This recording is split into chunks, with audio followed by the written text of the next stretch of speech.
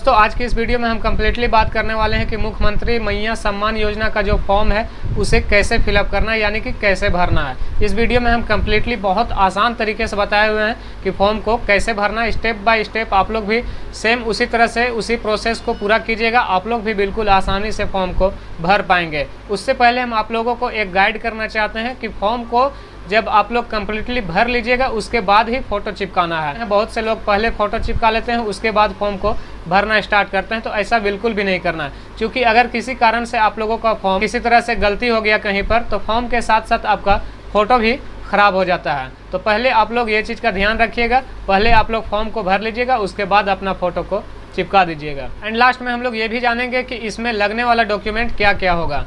तो फॉर्म कुछ इस तरह से रहेगा दोस्तों, आप लोगों को दिख रहा होगा यहाँ फॉर्म का PDF हम ओपन कर चुके हैं और यहाँ पे ये फर्स्ट पेज दिख रहा है आप लोगों को। यहाँ पे निःशुल्क लिखा हुआ है फर्स्ट में। उसके बाद यहाँ पे दूसरा पेज घोषणा पत्र होगा, जो कि फॉर्म को एंट्री मारते समय आपको इसे ही अपलोड करना होगा, जो 100 KB में अपलोड मांगता है। और ये तीसरा पेज हो गया और ये चौथा पेज हो गया। तो इस फॉर्म को कैसे भरना है इस टॉपिक पे आज हम इस वीडियो में बात करने वाले हैं। आप लोगों को यहाँ थोड़ा सा हम जूम करके दिखा देते हैं। सबसे फर्स्ट में आप लोगों को यहाँ निःशुल्क लिखा हुआ दिख रहा होगा। उसके बाद यहाँ पे आप लोगों को योजना का नाम दिया गया है, यहाँ पे आप लोगों को दिख रहा होगा।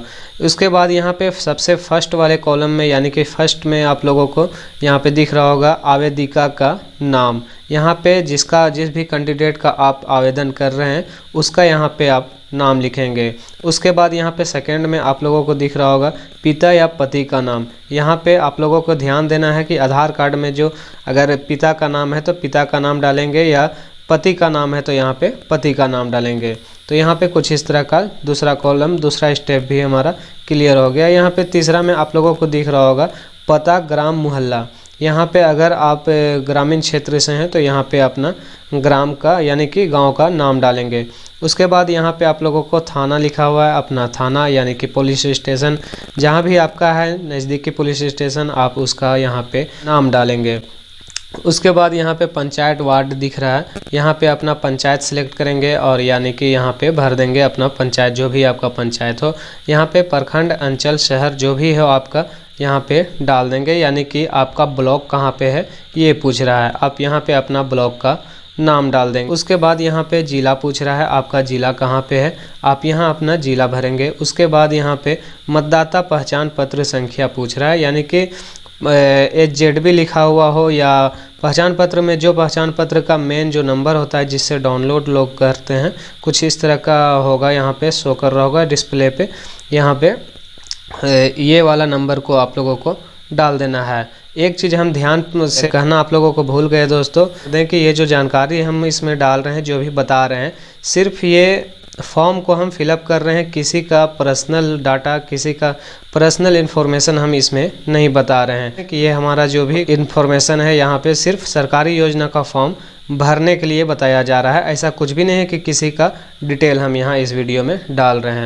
तो चलिए नेक्स्ट देखते हैं। यहाँ पे आप लोगों को फ़ोटो चिपका देना है, इस वाले कॉलम में आप लोगों को यहाँ पे दिख रहा होगा। अब 5 नंबर पे यहाँ पे आधार संख्या मांग रहा है। आधार संख्या जो भी होगा, जिसका भी आवेदन आप लोग कर रहे हैं, यहाँ पे आप उनका आवेदक का आधार संख्या डाल देंगे। छठे नंबर में यहाँ खाता संख्या दिख रहा होगा। जिस भी अकाउंट को आप यहाँ पे दर्ज करना चाहें, यानी कि SBI का अकाउंट हो तो SBI का अकाउंट नंबर डालेंगे, ग्रामीण का हो, पंजाब का, जो भी अकाउंट हो आपके पास, यहाँ पे उसका अकाउंट नंबर डाल देंगे। उसके बाद यहाँ पे खाता आधार लिंक है अथवा नहीं, यानी कि ये पूछ रहा है कि खाता जो खुला हुआ है आधार लिंक है कि नहीं उसमें, यानी कि फिंगर से पैसा DBT के माध्यम से निकलता है कि नहीं, उसमें DBT है या नहीं। अगर है तो यहाँ पे हाँ लिखेंगे, अन्यथा नो कर देंगे। तो यानी कि यहाँ पे अब जितने भी खाता अकाउंट लगभग 4-5 साल से जितने भी खुल रहे हैं सब में आधार सेटिंग होता है, यहाँ पे आप लोग ज़्यादातर हाँ ही कर देंगे। 8वें नंबर में लिखा हुआ है बैंक का नाम, यानी कि शाखा के साथ कहाँ का बैंक है, बैंक का नाम लिख देंगे। जो भी आप बैंक अकाउंट जो भी आपने अभी खाता नंबर दर्ज किया उस बैंक का नाम डाल देंगे यहाँ पे। उसके बाद 9वें नंबर पे IFSC कोड मांग रहा है। आप लोगों को पता होगा कि किसी भी बैंक का पासबुक हो आप लोगों के पास, उसमें IFSC कोड मिल जाता है। तो वहाँ से IFSC कोड अकाउंट यानी कि पासबुक में से ढूंढ करके आप यहाँ पे डाल देंगे, लिखा हुआ होगा वहाँ पे पासबुक में। उसके बाद 10वें नंबर में राशन कार्ड का संख्या मांग रहा है। यहाँ पे आपको राशन कार्ड का संख्या डालना अनिवार्य है, यहाँ पे डालना ही होगा। तो राशन कार्ड में यानी कि बहुत से लोग कंफ्यूज होते हैं कि यहाँ जो मायके का हम राशन कार्ड का नंबर डालें या यहाँ का डालें। तो आप लोगों को हम क्लियर कर देना चाहते हैं कि जब भी मतलब आप लोग पहले एक बार जो भी राशन कार्ड में नाम है, जिस भी राशन कार्ड में नाम है, वहाँ पे आप लोग ऑनलाइन एक बार सर्च करके देख लीजिएगा कि अभी नया अपडेट में यानी कि अभी करंटली कौन सा राशन कार्ड में नाम है, वही वाला राशन कार्ड का नंबर यहाँ पे डालेंगे। उसके बाद यहाँ पैन नंबर मांग रहा है, अगर आपके पास है तो पैन कार्ड का नंबर डाल दें, अन्यथा ये छोड़ दें, वैसा कोई ज़रूरत इसका नहीं है। उसके बाद यहाँ पे कोटि सामान्य अनुजाति यानी कि यहाँ पे आपसे पूछ रहा है आपका जाति क्या है, आप किस जाति से आते हैं। तो अगर पिछड़ा वर्ग हैं तो यहाँ पे अपना मतलब कैटेगरी यहाँ पे डाल देना है, जो भी आपका जाति हो। तो चलिए यहाँ पे 13वें नंबर पे अब देख लेते हैं। यहाँ पे आयु 14 नंबर पे आप लोगों को दिख रहा होगा जन्म तिथि लिखा हुआ है, जैसे 1/1/2015 या 1/1/2016 या जो भी हो, उस हिसाब से आप लोगों को यहाँ पे 13वें नंबर में आयु डालना है कैलकुलेट करके। उसके बाद यहाँ पे आवेदिका का पहचान यानी कि कुछ भी अगर आवेदिका का जो दिख रहा है फेस में हो या जो भी हाथ वगैरह में कुछ भी होगा, यानी कि कुछ पहचान वैसा होगा तो यहाँ पे भर देंगे। अगर वैसा कोई पहचान नहीं दिख रहा तो आप लोग छोड़ भी सकते हैं। उसके बाद यहाँ पे 16वें नंबर में आवेदिका का मोबाइल नंबर है। यहाँ पे आवेदिका का जो भी मोबाइल नंबर है उसका घर का, ऐसा नहीं है कि उसी का नाम से होना चाहिए, किसी का भी आप मोबाइल नंबर यहाँ पे डाल सकते हैं। तो चलिए यहाँ पे आप अपना मोबाइल नंबर डाल लीजिएगा। और यहाँ पे लिखा हुआ है आवेदिका विवाहित है या अविवाहित। अगर शादीशुदा महिला है तो यहाँ पे हाँ पे टिक करेंगे, अन्यथा नो कर देंगे।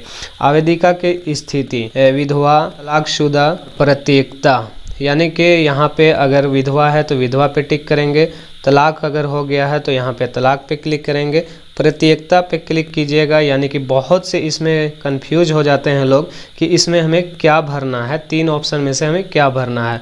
तो प्रत्येकता का मतलब हम थोड़ा सा आप लोगों को बता देना चाहते हैं क्लियरली, ताकि आप लोगों को भी कुछ इसी तरह से दिक्कत ना हो फॉर्म भरने में।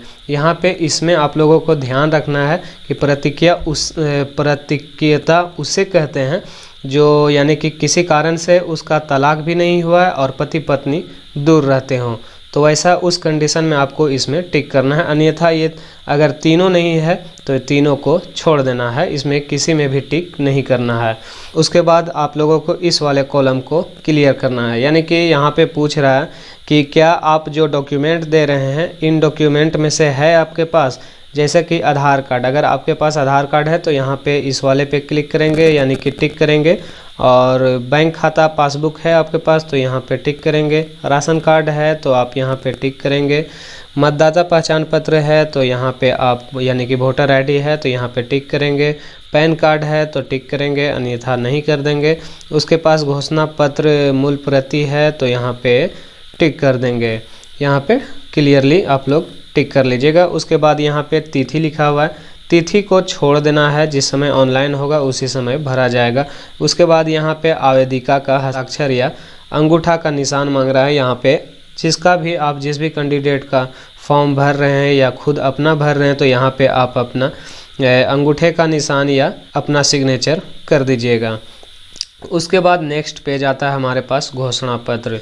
अगर खुद से भर रहे हैं तो आप अपना नाम भरेंगे या किसी दूसरे का भर रहे हैं तो कैंडिडेट का यहाँ पे नाम भरेंगे, यानी कि जिसके नाम से फॉर्म भर रहे हैं उसका नाम भर देंगे। पिता का नाम भरेंगे, उसके बाद उम्र भर देंगे, पता ग्राम मोहल्ला यानी कि आप लोग कैंडिडेट जिस भी गांव से आता है गांव का नाम लिखेंगे। उसके बाद पोस्ट यहाँ पे मांग रहा है, पोस्ट ऑफिस जो भी होगा आप यहाँ पे दर्ज करेंगे। थाना यानी पुलिस स्टेशन जहाँ होगा आप यहाँ पे भर देंगे। पंचायत वार्ड नंबर यानी कि जहाँ पे आपका पंचायत होगा अपना पंचायत का नाम डालेंगे।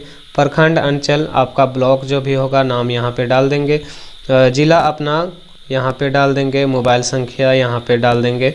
उसके बाद यहाँ पे इधर छोड़ देना है, चाहे तो आप पढ़ सकते हैं और यहाँ पे स्क्रॉल डाउन करते हुए नीचे की ओर चले आना है। फिर इस घोषणा पत्र में भी आपको यहाँ पे आवेदिका का हस्ताक्षर चाहिए या अंगूठे का निशान चाहिए, यहाँ भी लगा लेना है। उसके बाद सत्यापन प्रतिवेदन इसको चाहे तो भर सकते हैं, बेहतर रहेगा कि भर दीजिए। सेम कंडीशन वो उसी तरह से रहेगा। पहला में नाम लिखना है, पिता का नाम लिखना है, पता, मोहल्ला, गांव, पोस्ट ऑफिस वगैरह आपका यहाँ पे सेम कंडीशन है, यहाँ पे भर देना है। उसके बाद यहाँ पे इधर वाले टिक में कुछ भी नहीं करना, छेड़छाड़ आप लोगों को जो चीज़ नहीं जान रहे हैं यहाँ पे छोड़ देना है, कुछ भी छेड़छाड़ नहीं करना है, इधर आप लोगों को छोड़ देना है। उसके बाद स्क्रॉल डाउन करते हुए हमें नीचे की ओर चले आना है। यहाँ पे चाहे तो आप भर सकते हैं, इसे छोड़ भी सकते हैं। पावती रसीद है, इसे आपको काट करके मिलेगा। तो ये वाला में आप बेहतर रहेगा कि अभी ही भर लें, क्योंकि वहाँ उतना टाइम नहीं रहेगा। तो पावती क्रम संख्या सिर्फ वहाँ पे जहाँ पे जमा कीजिएगा आप लोग, वहाँ पे सिर्फ पावती संख्या यहाँ पे जो दिख रहा होगा उसमें नंबर लिख करके आप लोगों को दे दिया जाएगा। उतना भरने का किसी के पास टाइम नहीं होता, तो आप लोग खुद से यहाँ पे पावती रसीद में अपना पूरा फुल एड्रेस भर लीजिए। उसके बाद यहाँ पे सिग्नेचर उसी का होगा जो आप लोगों को रसीद काट के देगा। उसके बाद यहाँ पे लास्ट वाला जो फॉर्म का लास्ट वाला पेज है उसके बारे में हम देख लेते हैं। यहाँ पे कुछ कंडीशन दिया हुआ है इसके बारे में, यानी कि योजना के बारे में, यानी कि कुल मिलाकर के इसमें इस योजना का डिटेल दिया गया है। आप यहाँ पे ज़रूर पढ़ लीजिएगा। इसमें किसी कारण से आपको कोई कन्फ्यूजन हो, किसी तरह से कोई दिक्कत हुआ हो, तो आप यहाँ पे टोल फ्री नंबर दिया हुआ है, इस पे आप बात भी कर सकते हैं यहाँ पे इस वाले नंबर पे कॉल करके। तो कुछ इस तरह से फॉर्म को भरना है दोस्तों। अगर आप लोगों को इन्फॉर्मेशन अच्छा लगा, वीडियो अच्छा लगा, आप लोग फॉर्म को भर पाए तो वीडियो को लाइक कर दीजिए। चैनल को अभी तक अगर आपने सब्सक्राइब नहीं किया तो चैनल को प्लीज़ सब्सक्राइब करके साथ में बेल वाले घंटी को भी ऑन कर लीजिएगा, क्योंकि ऐसा इन्फॉर्मेशन हमेशा आप लोगों को इस चैनल पे मिलता रहता है।